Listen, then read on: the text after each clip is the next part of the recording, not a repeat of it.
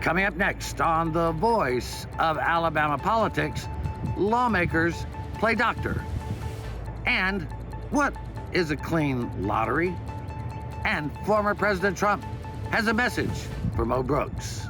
You're fired. You're fired. You're fired. You're fired. You're fired. You're fired. Adios, muchachos. All this and much, much more coming up next on The V.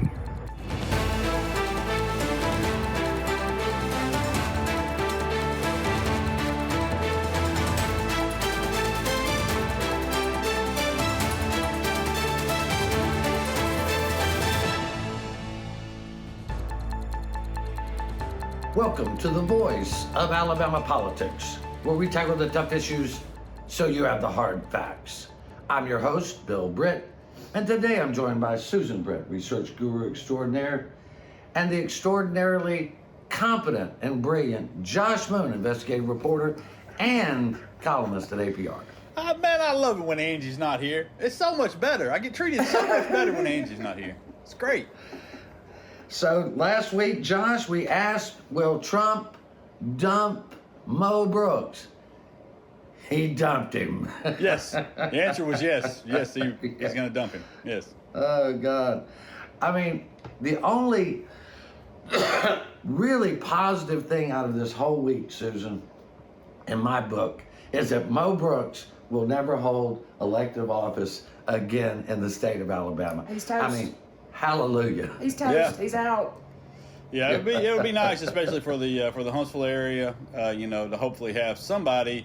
I have no illusions that this person, whoever is elected to fill Mo Brooks's House seat, is going to be of my political persuasion. Okay, I'm not crazy. I get where we are and what we're doing and how the district is gerrymandered, and so I know what it's going to be, but hopefully that person, whoever it is, maybe in the next 10 years could work with the opposing party at some point to get at least one piece of legislation beneficial to the area passed, unlike the previous holder of that seat. And unlike him, actually vote for things that are good for that area instead of voting against every bill that had anything to do with sending money to that area. Well, I heard from a lot of my Republican friends this week who were jubilant that Brooks is out, because they all, to a person, felt that he had been an embarrassment for Alabama for far too long, and that if he did somehow become senator, he would be an embarrassment for decades. I know that his people are saying, well, this is not over yet. We've got a long way to go, but it's over. It's over. It's over. When you get unendorsed and you're running third already, it just doesn't look good. It just I think Richard Shelby probably summed it up best by just simply saying, that campaign was tanking anyway. So I mean, it was. I mean, it's just a fact of the matter. He was fading really, really fast, and he had no money. He had no hopes of coming back, and now Trump dumping him on top of that doesn't hell. It adds to the misery, I guess. Yeah, I guess. I mean, I'm tempted to feel sorry for a guy who have never had a real job in his life to have to think about going out and getting one. I mean, he's a lawyer, but can you imagine having Mo Brooks represent you in something? I can't imagine, Susan. No, not at this stage. Yeah, and I don't feel sorry for anybody who put their faith in a con man like Donald Trump. You're terrible. Well, everybody had to know when Brooks came out at the Trump rally and said we need to move on from the 2020 election. That was the first nail right there, and everybody knew it. Well, I tell you, the super PACs going out and putting out those comments that he made about Trump in the run-up to the 2016 election, that didn't help either. No, of course it didn't. And of course, now Mo Brooks is reverting back to Mo Brooks of 2015, where he was trying to throw Trump under the bus as a candidate. Now, Josh, he has unleashed the dog pack on Trump. Yeah, I mean, he claims, he was revealing conversations to several media outlets, conversations that he had with the former president about trying to rescind. Trump wished to rescind the election, the 2020 presidential election, and work with Congress to have himself reinserted as president in some shape or form. I know it's crazy because it's Mo Brooks and Donald Trump, and everybody just writes it off as two crazy people talking. But this is a former president. It's a former president asking a sitting member of Congress to help him work to rescind a valid U.S. election. I mean, that stuff doesn't happen. As far as I know, it's the first time it's ever happened in American history. I mean, that's what we're talking about here with these people. And when people, cozy up to Donald Trump and talk about these things, that's the person you're cozying up to in this. Well, Susan, I don't even think John C. Calhoun would have made that move, but isn't it just like Mo Brooks to now do this? And does he end up in front of the January 6th commission actually seeing if he can offer proof or evidence that this happened? Yeah, I'm not surprised that he's scorching earth with this. Of course he's embarrassed. But yeah, I think there's an absolute possibility that he could get before the January 6th commission and would willingly do so according to his tone right now. It's like he's asking them to call him. Well, I mean, at this point, with what he said, that's pretty much on the record comments, and I think they would like to put that on the official record. Just simply what he said already about the conversations with Trump. Yeah. And if he'll come forward with his emails and his phone calls and his diary, he had said before that he wouldn't unless it was an open hearing and he could get all the information out there. Now that he's flipped on the former president, it seems to me that he'll be more willing to talk. And present evidence. Never thought I'd be on Mo Brooks' side. Never thought I'd be on Mo Brooks' side. The thing about politics, Josh, is, yes.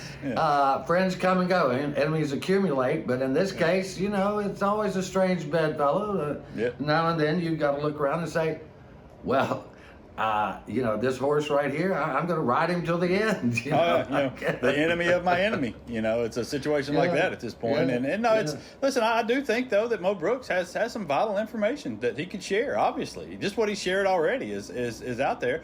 And I think it's very important to them. And if there are other phone calls, especially on January the 6th, between the two of them, then, I think it becomes an even bigger deal. It very well may. Who knows what a scalded dog might do, and that is Mo Brooks. But we're going to have to leave it right there. You're watching the voice of Alabama politics. We'll be right back.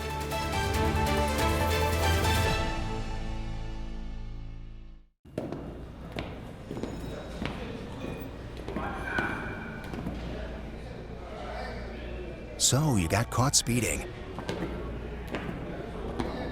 But this time, you got more than a ticket.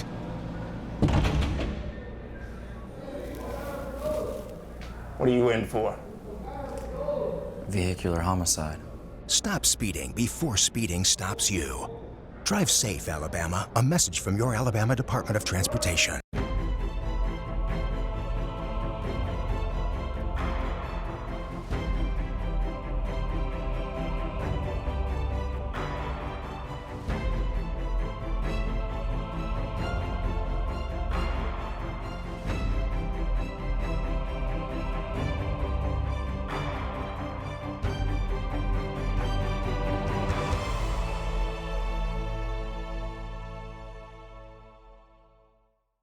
I'm Donald Trump, and I love Alabama. As many of you know, there are few issues facing our nation as important as election integrity and election fraud.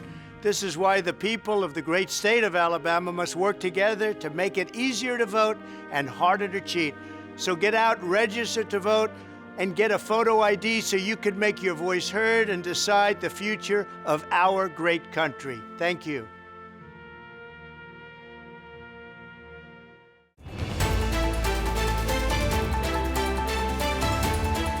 Welcome back to the voice of Alabama politics. A snapshot of the polls recently in the Senate race shows Mike Durant ahead by a few points. Then it's Katie Britt, and then way down the line is Mo Brooks, who now has no chance whatsoever. Well, the one thing that's happened, Susan, is that the Club for Growth has just pounded away on Katie Britt. And still her numbers are very good. They are. Also, a super PAC backing Katie Britt has pounded away on Mo Brooks, and his numbers stink. The one thing we haven't seen is anyone go negative on Mike Durant. And there's plenty there to go negative on, including the father molesting his sister, and then Durant defending his father and denying that his father raped his sister repeatedly, which is kind of disgusting to me. It absolutely is. But we took a hard look at Durant's campaign finances. And there's some interesting stuff in here, isn't there, Susan? There's very interesting stuff in here. One that really piques my interest is the fact that his company took $6 million in PPP loans. Now, while those are probably legitimate loans and probably went for the purposes they were supposed to, then after that happened, he turned around and dumped $4 million of his own money into his campaign. Now, does that mean, me us as business owners, we take seriously what money we garner our company with. But to do that is essentially, to me, like spending part of that money to fund his campaign, because he had it to take care of whatever he needed to take care of. I mean, Josh, it is a little odd, and we've looked at a lot of these PPP loans. You'd think if a guy had an extra $4 million laying around, he might shoot that into the company instead of expecting the federal government, in other words, me and you, to bail out his company. Yeah, no, it doesn't look very good, I think, to the average voter out there that sees that and sees a guy. First of all, it's really hard for me to imagine that there's a lot of connection between the average voter and a guy not from here who is a very successful, very wealthy businessman. It's another case of a guy, kind of a carpetbagging situation. We've got Tuberville over there that was living in Florida for most of his life, and now he's a senator. Now we've got this guy who's been living in the Northeast for most of his life and other places, and he rolls in and now he's going to run for Senate. It's an odd thing, I think, for voters. I think when we saw the reaction to that, to the story that ran in APR about this stuff, and a lot of people, I think, had a similar reaction to what you're talking about, which is, that it doesn't sit very well with us, just because of, it's. If you got the money, man, why am I paying for your business? That's right. Exactly. That's kind of the way they think. And listen, I know it's complicated, business finances and personal finances and intermingling the two. I get that that's a complicated issue and that there's something there. But optics-wise, just looking at it on the outside from the average voter's perspective, man, I don't think they get that. And when we're talking about wealthy here, we're not talking about a couple million. His assets are estimated at between $39 million and $113 million. Now, I've seen estimates out of the financial sector that says it's more in the 100+ million range, which most average people cannot. I can't relate. Grasp it. I can't relate to what a 100 millionaire is lives like. Well, listen, us millionaires, we typically run in different circles than you regular people. So, but listen, I don't begrudge Mike Durant making the money, and anything like that. It does again make him less relatable to the average Alabamian, where I think we'll have a story in a few minutes about how many people in this state earn less than $15 per hour.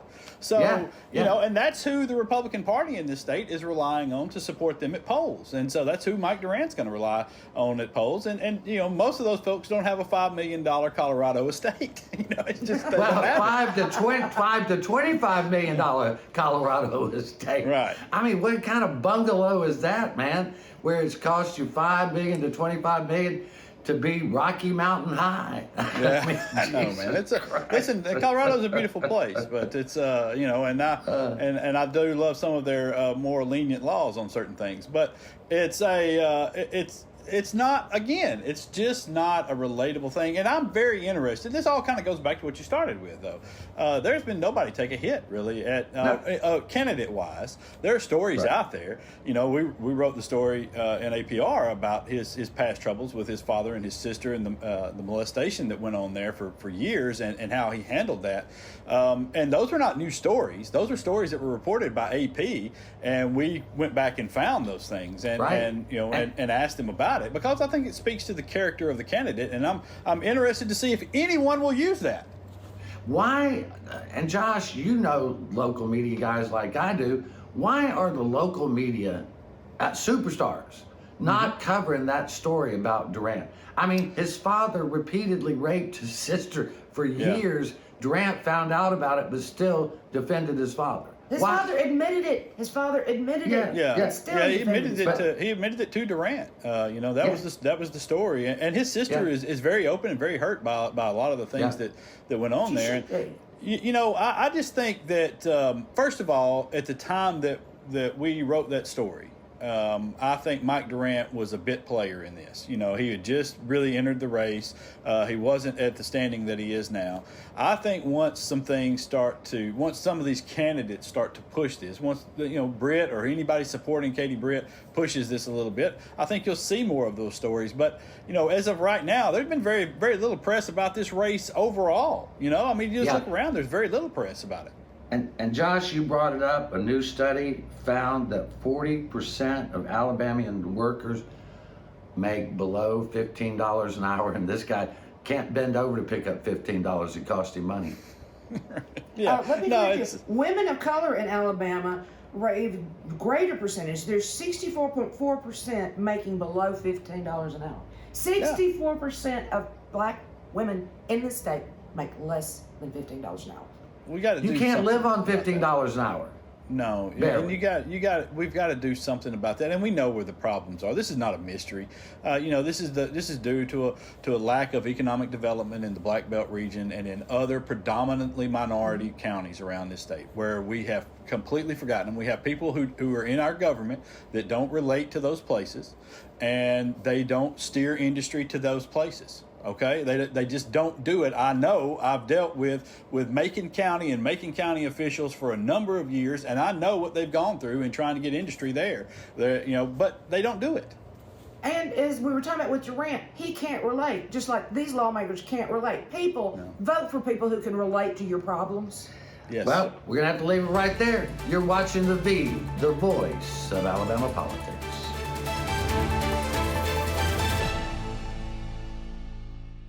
You'll never guess what 400,000 people in the U.S. were using when they crashed their cars last year. No, not this. This. Distracted driving will kill you. Drive safe, Alabama. A message from your Alabama Department of Transportation. I'm Donald Trump, and I love Alabama. As many of you know, there are few issues facing our nation as important as election integrity and election fraud. This is why the people of the great state of Alabama must work together to make it easier to vote and harder to cheat. So get out, register to vote, and get a photo ID so you can make your voice heard and decide the future of our great country. Thank you.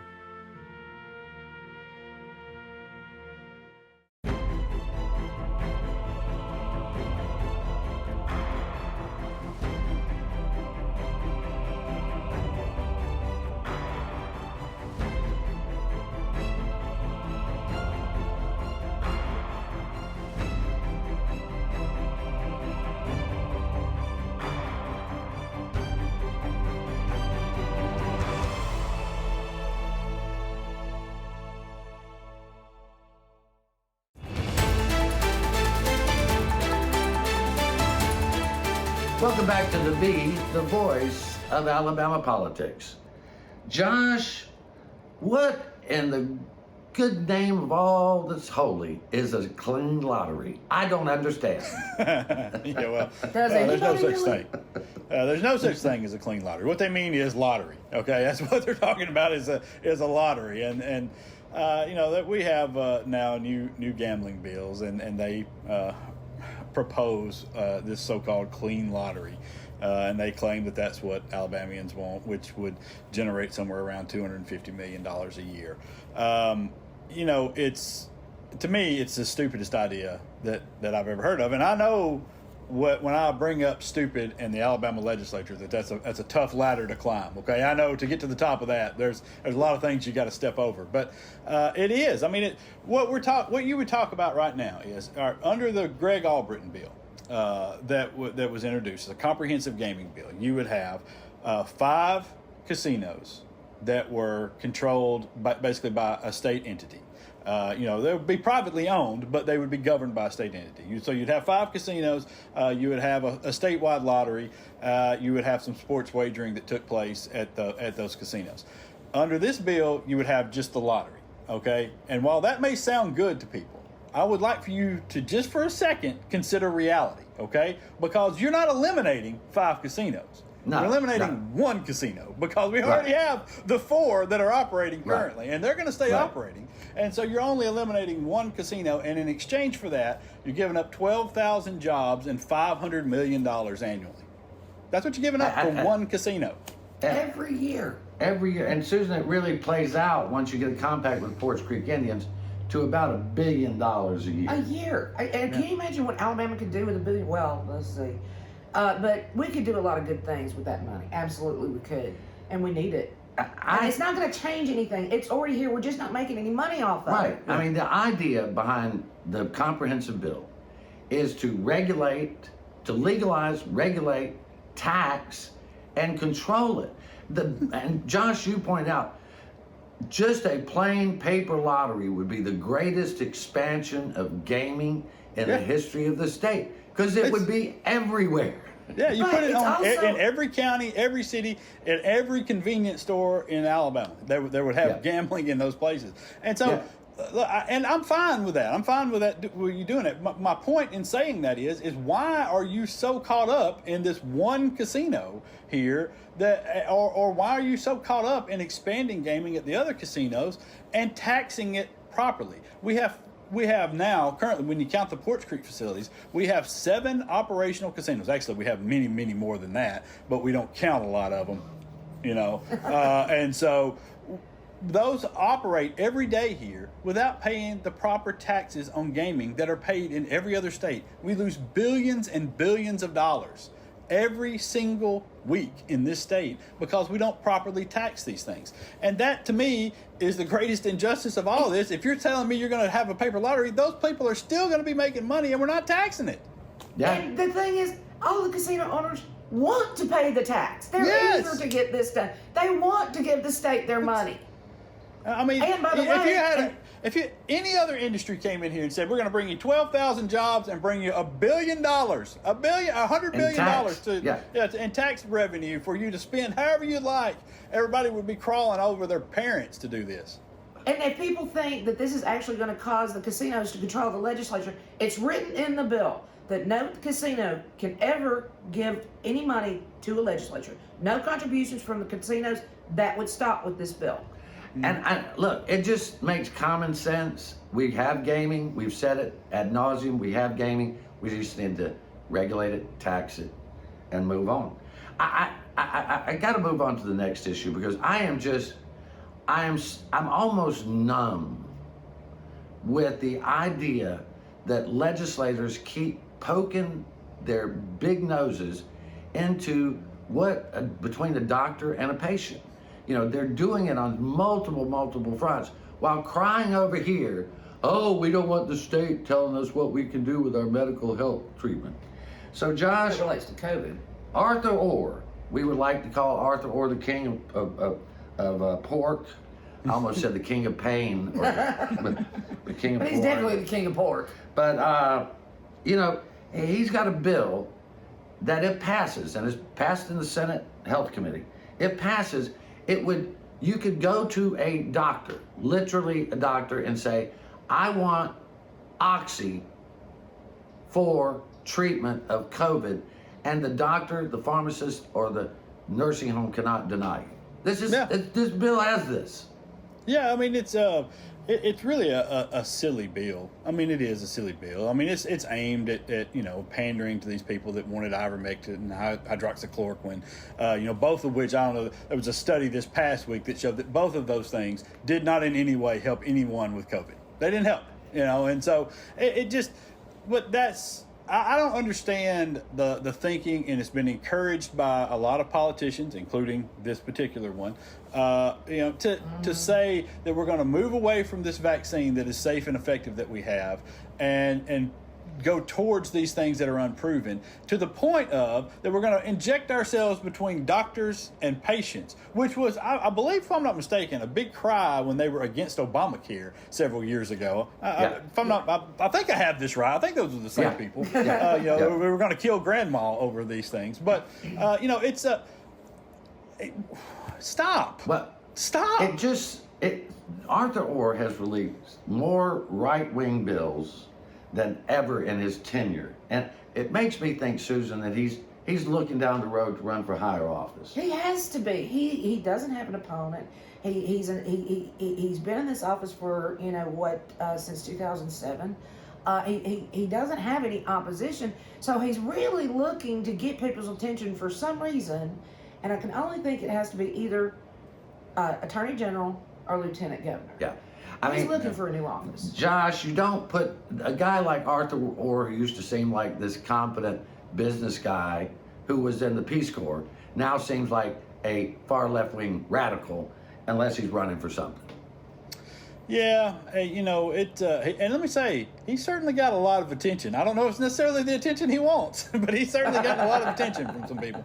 There are some business people that are not very happy with Arthur Orr and shouldn't be. And because of some of the bills that he's put out there that have been really kind of reckless on a lot of different fronts. And I think that, it's obvious to me that he's gearing himself up for something. He has his typical stuff with welfare that he does every year, but he's putting up a lot more these days. He does. Anyway, we're going to have to leave it right there. You've been watching the voice of Alabama politics. You watch us because we watch them.